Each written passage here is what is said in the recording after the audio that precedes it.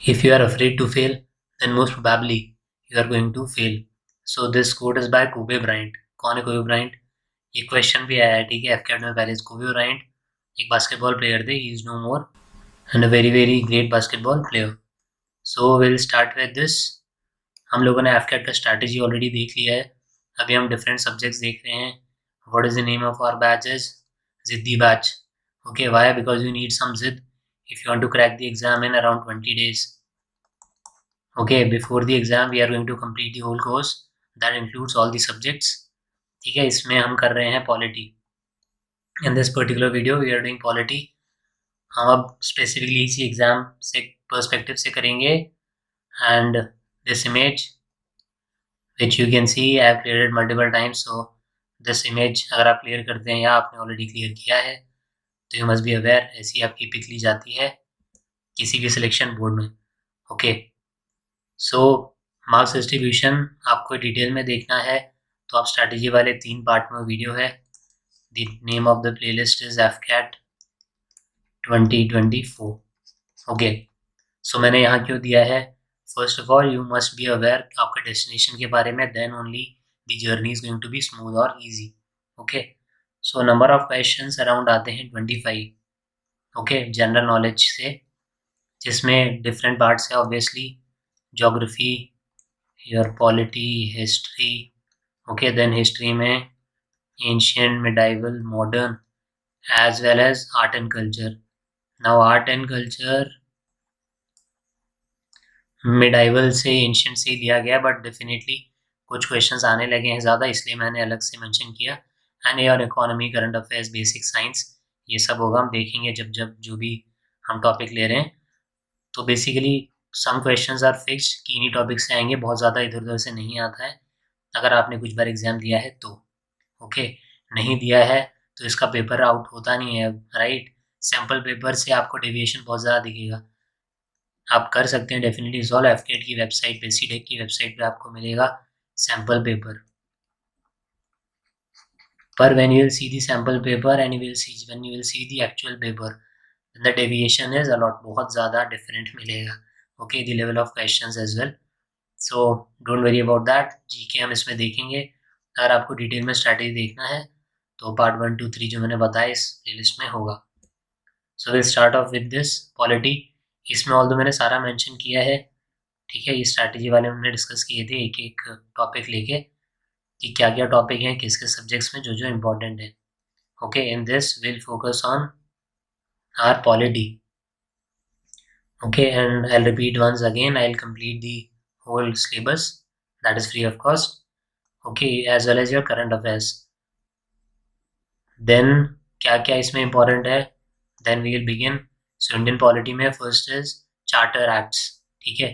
ये acts बहुत important हैं, साथ ही Council Acts। जब अभी इन पे आएंगे तब मैं डिटेल में इन पे बात करता हूँ क्या क्या चीज़ें important है, कैसा टाइप का क्वेश्चन आता है, ठीक है। रेगुलेटिंग एक्ट भी है एक, तो उस पर अभी हम आएंगे। Then about the constitution. Now what about the constitution? So there are various things. Symbol of the constitution, किसने लिखा, वो wrote it, किसने कैलीग्राफी किया, ठीक है, किसने डेकोरेशन किया, and so on. Drafting committee के बारे में कौन कौन मेंबर्स थे, कौन प्रेसिडेंट थे, okay, all of these things. Then your preamble. Okay, after the preamble we have constitution, उसका features, then fundamental rights, fundamental duties and DPSP. Generally in 3 का इंपॉर्टेंस बहुत ज़्यादा रहता है, ठीक है। देन योर अमेंडमेंट्स, जो कुछ इंपॉर्टेंट रहे हैं, we'll see that as well. Your important articles. Then election, कौन कौन से आर्टिकल हैं इसमें, क्या एज का कुछ रहता है, रिकरिंग ऑफिसर और डिफरेंट जो प्रेसाइडिंग ऑफिसर रहता है उनके बारे में थोड़ा सा। देन डिफरेंट बॉडीज़ जो हैं, स्टैट्यूटरी बॉडीज़, ओके, या कॉन्स्टिट्यूशनल बॉडीज़ हैं, ठीक है, एग्जीक्यूटिव बॉडीज़ हैं, वो सब हम देखेंगे। अब मैं यहाँ ये बार बार नहीं बताऊँगा कि करंट अफेयर्स में क्या है, हिस्ट्री में क्या है, ये मैंने ऐसे ही दे दिया है, ओके। जब हम जो भी सेक्शन करेंगे before that we'll discuss in detail. Okay, so now first of all the book I am referring to is Lakshmikant. आपको पढ़ने की नीड है नहीं है? डेफिनेटली जो भी चीज़ें हैं सिलेक्टेड और मैंने ले ली हैं ऑलरेडी, जो मैं आपको बताऊँगा उससे बाहर नहीं आएगा। Although there are different books, like Lucent, Arihant, and so on. But what is the relevance of these books now? Paper में डाइवर्सिटी बहुत ज़्यादा हो गई है, इसलिए अब इतना रेलेवेंट नहीं रहा। ऑल्दो अगर आप पढ़ोगे मल्टीपल टाइम्स तो समहाउ थोड़ा आपको फ़ायदा हो सकता है, कट ऑफ आपका निकल जाएगा, क्योंकि मैंने पहले भी बताया है क्या कट ऑफ क्लियर करना is not at all a big deal. Reasoning portion भी है, राइट, इंग्लिश भी है, मैथ्स भी है, तो उससे भी निकल जाएगा if even if your GK is not that strong. But only clearing the cutoff is not enough. Definitely, you have to score good if you want your name in the merit. Okay, so there is no point in talking about the same thing again and again कि आपको ज़्यादा score करना है, that is important, and selective चीज़ें पढ़ना बहुत बहुत ज़रूरी है।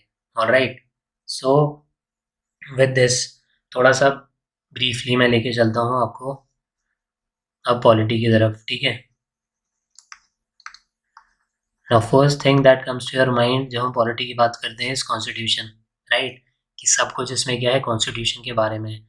नाउ कॉन्स्टिट्यूशन है क्या, क्यों ज़रूरत रही? तो अगर एक बड़ी फैमिली है, राइट, उस फैमिली में कुछ रूल्स होंगे that you have to be back by 9 और 10 PM, you have to wake up at some time, breakfast will be at this particular time, या आप SSB देने जाते होंगे तो वहाँ कुछ सेट ऑफ रूल्स होते होंगे, इंस्ट्रक्शंस होते होंगे, इतने पे आपका ब्रेकफास्ट होगा, this is your brunch, lunch, right. उसी तरीके से a country is a very big family, उस कंट्री को गवर्न करने के लिए भी कुछ रूल्स चाहिए, कुछ लॉज चाहिए, राइट, कुछ राइट्स चाहिए, कुछ आप चीज़ें बोलोगे जो भी लोग पावर में हैं उनको कि ये आप सिटीज़न को दें, उन सिटीज़न्स के राइट, कुछ चीज़ें हमारी रिस्पॉन्सिबिलिटी हैं, हमारी ड्यूटीज़ हैं, ठीक है, जो हम खुद फॉलो करेंगे। सो उन सब रूल्स को जो लिखा गया है जिस बुक में, दैट इज़ आवर कॉन्स्टिट्यूशन, ठीक है। तो कंट्री को गवर्न करने के लिए जो जो हम सेट ऑफ रूल्स हमने लिखे, बेसिकली आप ये समझ लो हम उसे कॉन्स्टिट्यूशन बोल रहे हैं। नाउ दो फेज़ की हम बात करते हैं, ठीक है। फर्स्ट इज़, दो फेज़ में हम बात करें तो फर्स्ट फेज़ वाज जो हमारे लिए इम्पोर्टेंट है, हम पॉलिटी की बात कर रहे हैं अभी, the company rule, okay, and the other is crown, जब कंपनी से क्राउन ने ले लिया पावर, क्राउन मतलब British government, so that is the crown rule. कब ले लिया था? 1857 में रिवोल्ट हुआ था, उसके बाद गवर्नमेंट ऑफ इंडिया एक्ट आया कब? 1858, एंड इंडिपेंडेंस कब मिला? 1947, और कंपनी रूल 1773 से कब? 1858। अभी 73 ही क्यों हमने लिया? क्योंकि इस टाइम आया फर्स्ट, जो चीज़ मैंने बताया इंपॉर्टेंट है, चार्टर एक्ट्स और ऐसे वेरियस जो एक्ट्स आए थे 73 में आया sir, which act? Regulating act, okay, ये आया कब? Regulating act of 1773। इसके बाद कंपनी, अब हम ऐसा क्यों बोलते हैं कंपनी रूल को?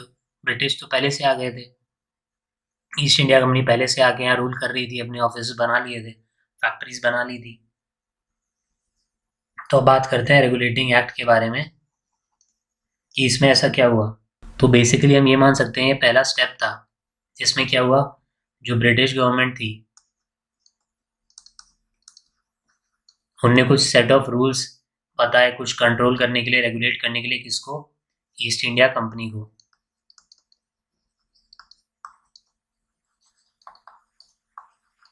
ठीक है, ईस्ट इंडिया कंपनी को रेगुलेट करने के लिए कुछ set of rules.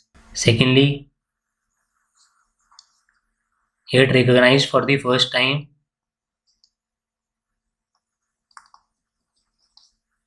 what? Recognized for the first time political and administrative functions of the company,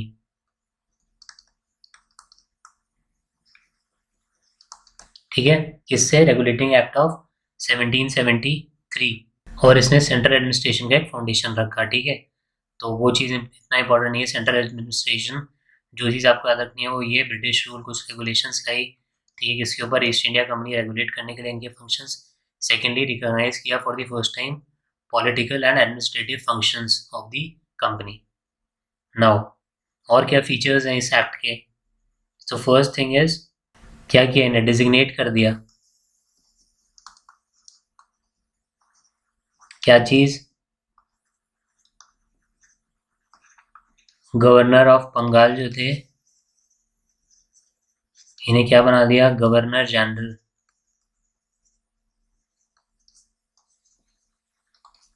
of Bengal. Okay, and साथ में क्या किया? एक एग्जीक्यूटिव काउंसिल बनाई।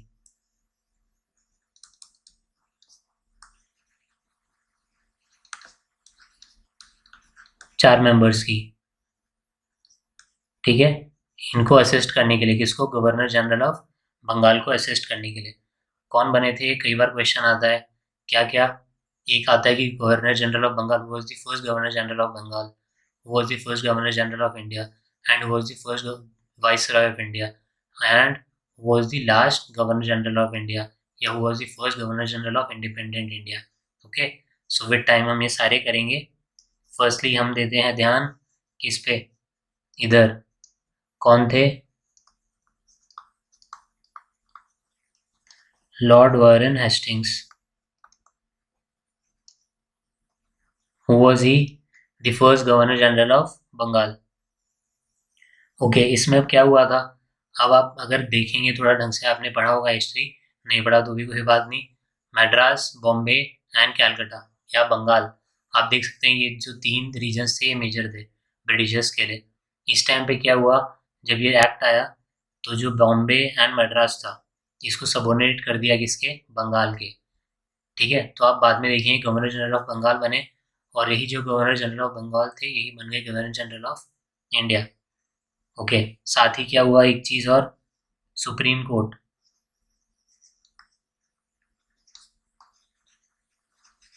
कहाँ पे? कैलकाटा में, 1774। ओके,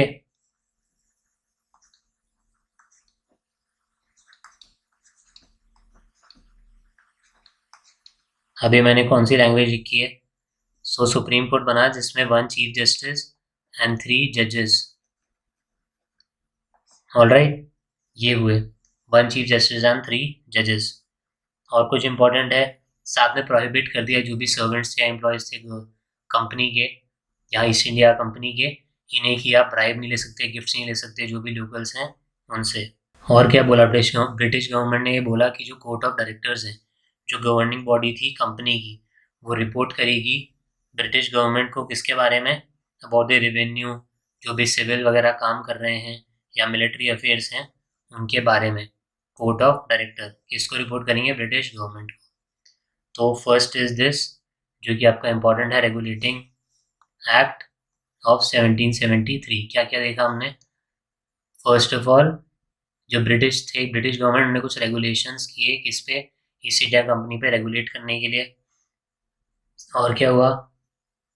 फर्स्ट टाइम रिकॉग्नाइज किया गया क्या चीज़ें? पॉलिटिकल एंड एडमिनिस्ट्रेटिव पावर्स जो थी, राइट्स थे। ठीक है, उसके बाद डेजिग्नेट किया गवर्नर ऑफ बंगाल को governor general of Bengal, and जो बॉम्बे और मद्रास जो था उसको सबॉर्डिनेट कर दिया किसके? बंगाल के। साथ ही सुप्रीम कोर्ट बना कब? 1774 में। किसके साथ? 1 चीफ जस्टिस एंड 3 अदर जजेस। ठीक है, so this is enough. The next act जो आपको याद रखना है, ऑल्दो ये बार regulating act was more important, but this is also देख लेते हैं, इतना ज़्यादा नहीं देखना है इसमें। Amending act of 1781। ठीक है, इसको क्या बोला जाता था साथ ही? Act of settlement.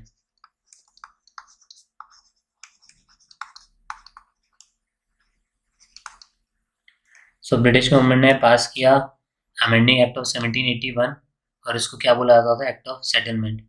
क्यों?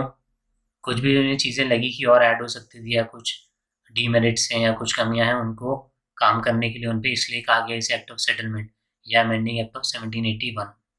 इसमें क्या हुआ? अब इनने एग्जेम्प्ट कर दिया गवर्नर जनरल को एंड उनकी काउंसिल को, किससे? जुरिडिक्शन के, सुप्रीम कोर्ट का जुरिडिक्शन है उससे, गवर्नर जनरल उनकी काउंसिल को। ठीक है, कि वो उनके जुरिडिक्शन में नहीं आते सुप्रीम कोर्ट के। First thing is this. Secondly, जो ऑफिशियल्स वगैरह हैं कंपनी के, जो उनके ऑर्डर्स पे काम कर रहे हैं, जो उनका वर्क कर रहे हैं, वो भी नहीं आते। ठीक है, सुप्रीम कोर्ट के जुरिडिक्शन के अंदर। और क्या एक्सक्लूड किया? जो भी रेवेन्यू मैटर्स हैं, या कुछ भी प्रॉब्लम्स अराइज हो रही हैं रेवेन्यू कलेक्शन में, तो वो भी नहीं आएंगे सुप्रीम कोर्ट के अंडर। बाकी हिंदूज का ट्रायल होगा हिंदू लॉ के अकॉर्डिंग एंड मुस्लिम्स का मोहम्मदन लॉ के अकॉर्डिंग। बाकी क्या बोला, प्रोविंशियल कोर्ट से जो भी कोई अपील है वो सुप्रीम कोर्ट ना जाके कहाँ जाएगी, गवर्नर जनरल काउंसिल में। Okay, that's it. Then next we have is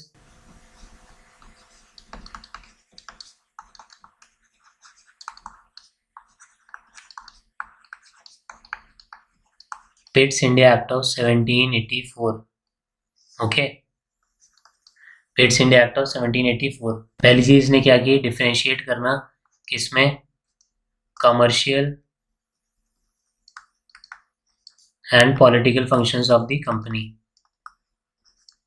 और इसने क्या किया, जो कोर्ट ऑफ डायरेक्टर्स है वो देखेंगे क्या, उनको अलाउ किया क्या करने के लिए, कमर्शियल फंक्शंस देखने के लिए। और साथ ही एक नई बॉडी बनाई, बोर्ड ऑफ कंट्रोल, जो देखेगी क्या, पॉलिटिकल मैटर्स। ना ये जो बोर्ड ऑफ कंट्रोल है ये मिलिट्री या बाकी जो भी चीज़ें हैं इंपॉर्टेंट वो भी यही देखेगा। कौन, बोर्ड ऑफ कंट्रोल। तो बहुत पावर दी है। बाकी हम आगे जाके देखेंगे कि कैसे इन्हें गायब भी कर दिया फिर, ठीक है, हटा दिया गया। Then one more was act of 1786। सो क्या हुआ 1786 में, कॉर्नवालिस, ठीक है, लॉर्ड कॉर्नवालिस जो थे ये बने गवर्नर जनरल ऑफ बंगाल, ठीक है, गवर्नर जनरल ऑफ बंगाल। तो इनने बोला भाई मेरी कुछ कंडीशंस हैं बनने के लिए। तो वो क्या कंडीशंस थी, फर्स्टली इनने बोला कि इन्हें पावर मिले ओवरराइड करने का जो भी डिसीजंस हैं काउंसिल के कुछ स्पेशल केसेस में, ठीक है। First is this. Second condition that he would be the commander in chief,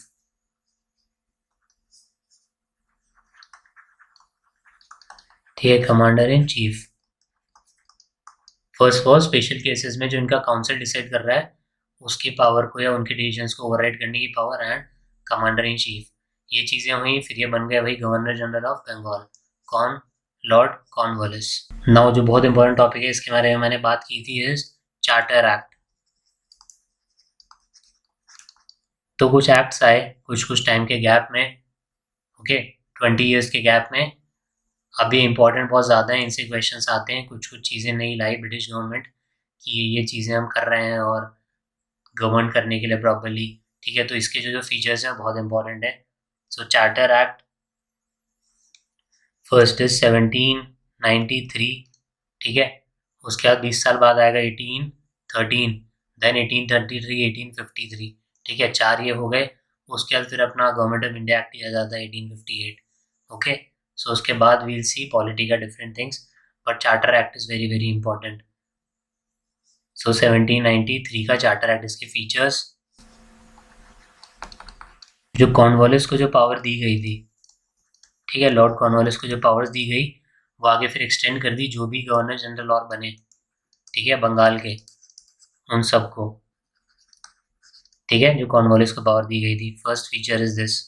तो जो गवर्नर जनरल ऑफ बंगाल थे इनके पास ज़्यादा पावर थी किससे, जो मद्रास और बॉम्बे के वहाँ पे थे गवर्नर्स। जो कंपनी का ट्रेड मोनोपोली था, ठीक है, ईस्ट इंडिया कंपनी का ट्रेड मोनोपोली जो था वो एक्सटेंड कर दिया गया, ठीक है, एक्सटेंडेड कितने से, 20 साल से। और क्या बोला गया, जो बोर्ड ऑफ कंट्रोल है और जो इनके मेंबर्स हैं इनको कहाँ से पे किया जाएगा, इंडियन रेवेन्यू से,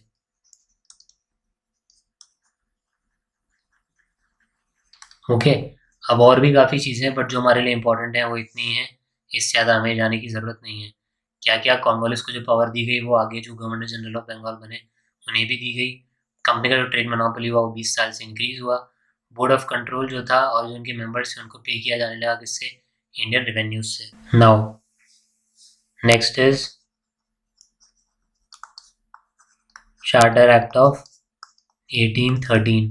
तो ये डेट याद करना इज ईजी ना, 20 ईयर्स का गैप आपको देखना है, 1793 याद रखना है।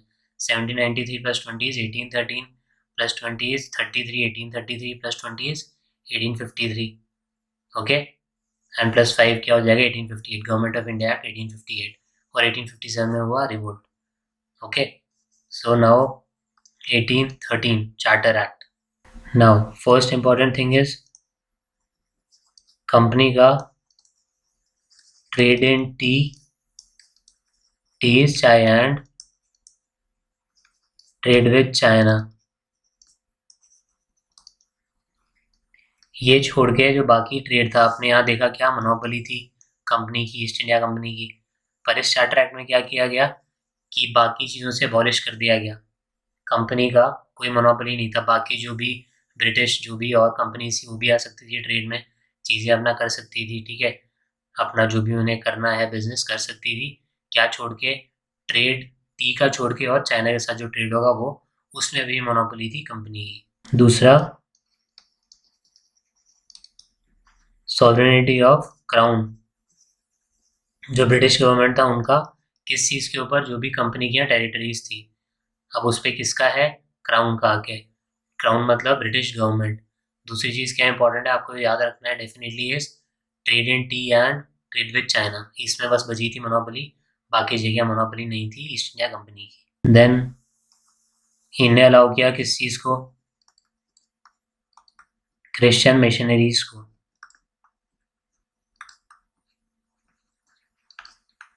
इंडिया आने के लिए, एनलाइटन करने के लिए, जो यहाँ के लोकल्स हैं, सिटीजन ऑफ इंडिया हैं, इंडियंस हैं, उन्हें एनलाइटन करने के लिए क्या किया, क्रिश्चियन मिशनरीज को अलाउ किया यहाँ आने के लिए। साथ ही क्या चीज़, spread of western education.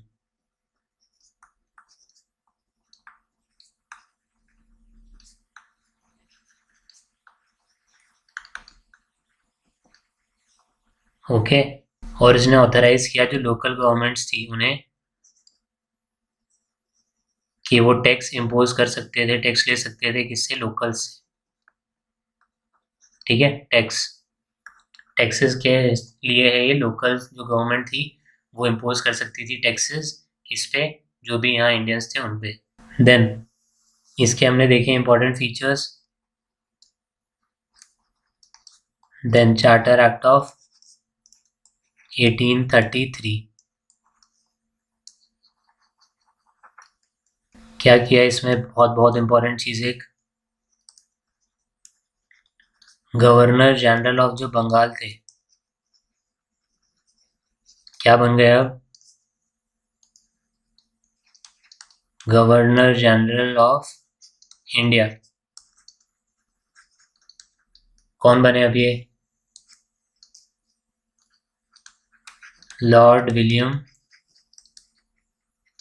Bentinck, ठीक है। गवर्नर जनरल ऑफ बंगाल जो थे उन्हें बना दिया है governor general of India. And who was the first governor general of India, so the answer is Lord William Bentinck. और इनको बहुत सारी पावर्स दे दी गई, सिविल मिलिट्री सारी पावर्स दे दी गई गवर्नर जनरल ऑफ इंडिया को। अब जो इससे पहले जो भी लॉज आए, उन लॉज को क्या बोला गया, रेगुलेशंस। बट इस पे जो भी लॉज आए अभी चार्टर एक्ट ऑफ 1833 में, उन्हें बोला गया एक्ट्स, ओके, लॉज को। देन सिविल सर्विसेज के लिए competitive exam, open competitive exam, but वो कैंसिल हो गया, ठीक है। तो इस वाले में इसके बारे में चर्चा हुई कि ये होगा, बट हुआ नहीं। हुआ किसमें, ये चीज़ होगी 1853 वाले में। चार्टर एक्ट बहुत बहुत इंपॉर्टेंट है, याद रखना, कई बुक्स में गलत दिया हुआ है। सो इस टाइम पे आना था, हुआ डिसाइड, बट कैंसिल हो गया, नेगेट कर दिया गया।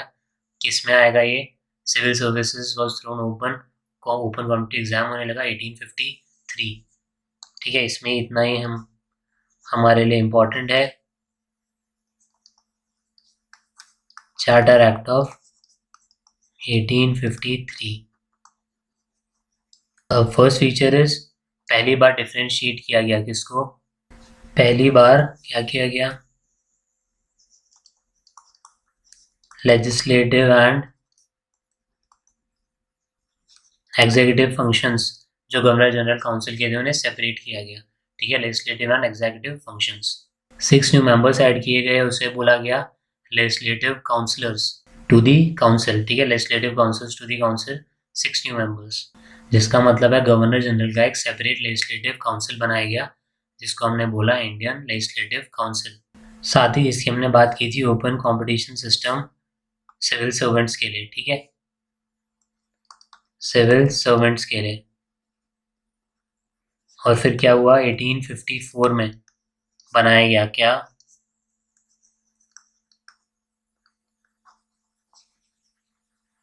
मैकुले कमेटी, ठीक है, 1854 में बना, इसको इम्प्लीमेंट करने के लिए, किसको, open competitive exam for civil servants. साथ ही एक्सटेंड किया गया कंपनी के रूल को, जो भी प्रॉपर्टी थी वो रिटेन करेगा, ठीक है, कंपनी, और उसके रूल को एक्सटेंड किया गया। पर इस बार डिफरेंट चीज़ ये हुई कि कुछ टाइम पीरियड नहीं बताया गया, जैसे हमने पहले देखा था 20 ईयर्स, इसमें कुछ टाइम लिमिट इन्हें नहीं बताया। साथ ही लोकल रिप्रेजेंटेशन हुआ किसमें, इंडियन लेजिस्लेटिव काउंसिल में।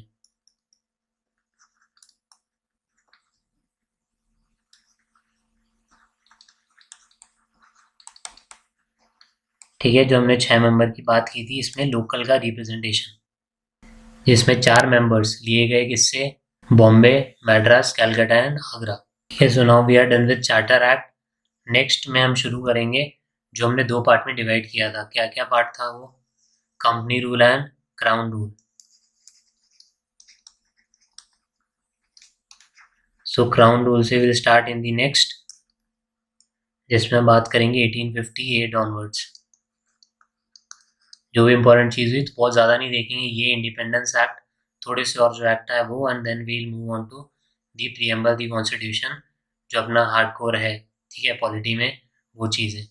सो in next will start with government of India act 1858। So that's it for today, thank you.